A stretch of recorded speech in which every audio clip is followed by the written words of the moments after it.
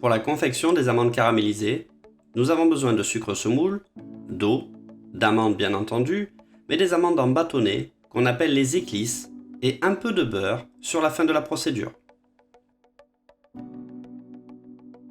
Portez à ébullition l'eau et le sucre.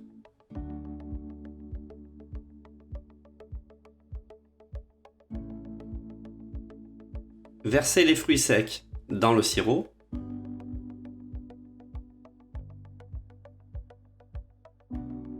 Remuez sans cesse à l'aide d'une spatule exoglace afin de bien tout enrober de sucre. Le sirop va masser, c'est-à-dire directement cristalliser sur les fruits secs.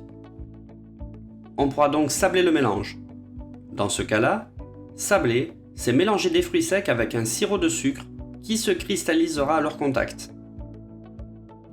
Nous aurons donc une texture très sableuse si nous prenons ces fruits secs en main. Le terme sablé est également utilisé dans la conception des pâtes, où là, c'est enrober les particules de farine d'une fine couche de beurre, ce qui est complètement différent ici. Remuez jusqu'à fonte du sucre qui va se caraméliser et donc enrober les fruits secs. Veillez à surveiller la cuisson du sucre qui est très rapide. De caraméliser à brûler, il n'y a qu'un pas, il faut donc être très précautionneux. Les fruits secs caramélisés sont utilisés en pâtisserie et en chocolaterie, en tant que décor, en topping sur des viennoiseries, dans des desserts à l'assiette et même au sein de certains biscuits pour apporter plus de mâche et de gourmandise. À couleur souhaitée, ajoutez un petit morceau de beurre afin de séparer tous les éléments.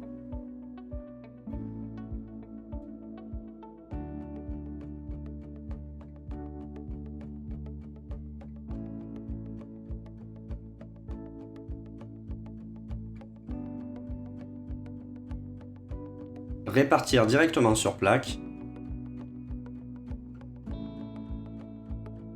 Après refroidissement, conditionner dans des emballages étanches à l'abri de l'humidité.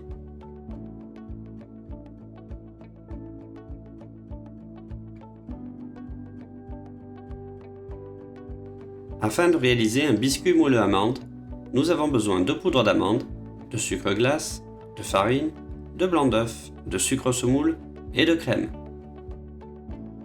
Mélangez toutes les poudres ensemble, à savoir le sucre glace avec la poudre d'amande et la farine.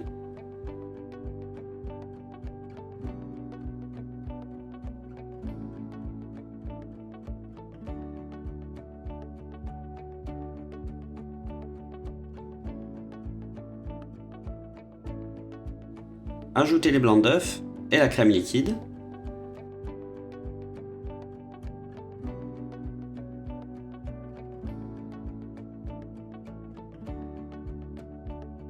Formez un noyau assez dense qui va ressembler un peu à la pâte à macarons avant l'addition de blanc d'œuf monté.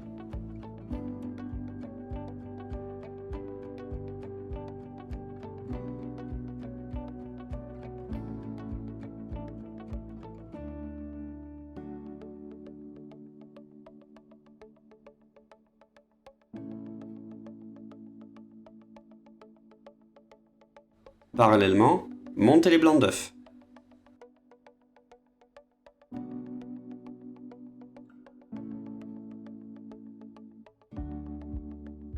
Une fois que les blancs commencent à prendre du volume, ajoutez en pluie le sucre semoule.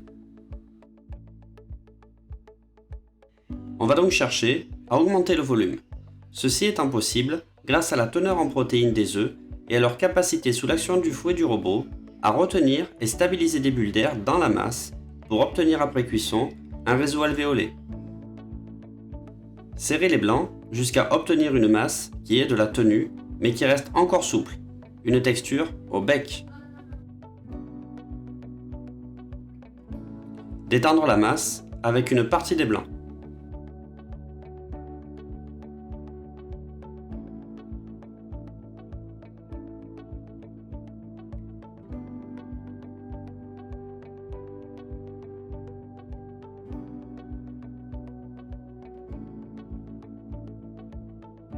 Afin d'obtenir un produit parfaitement homogène et conforme, il est préférable d'intégrer les blancs d'œufs en 2 ou 3 fois.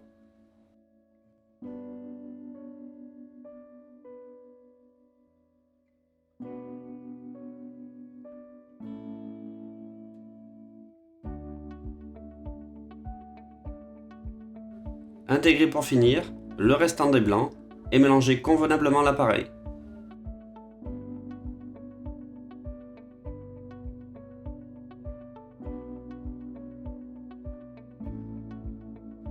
L'utilisation du fouet est déconseillée pour tout mélange de blanc d'œuf meringué qui pourrait casser toute la structure.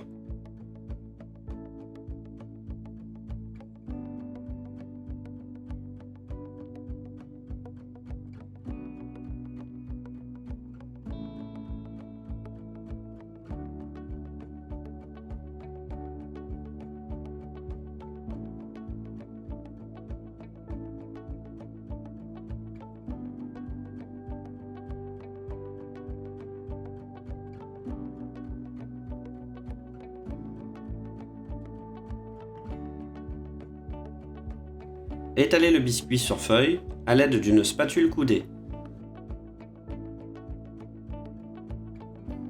Parsemez le biscuit d'amandes caramélisées.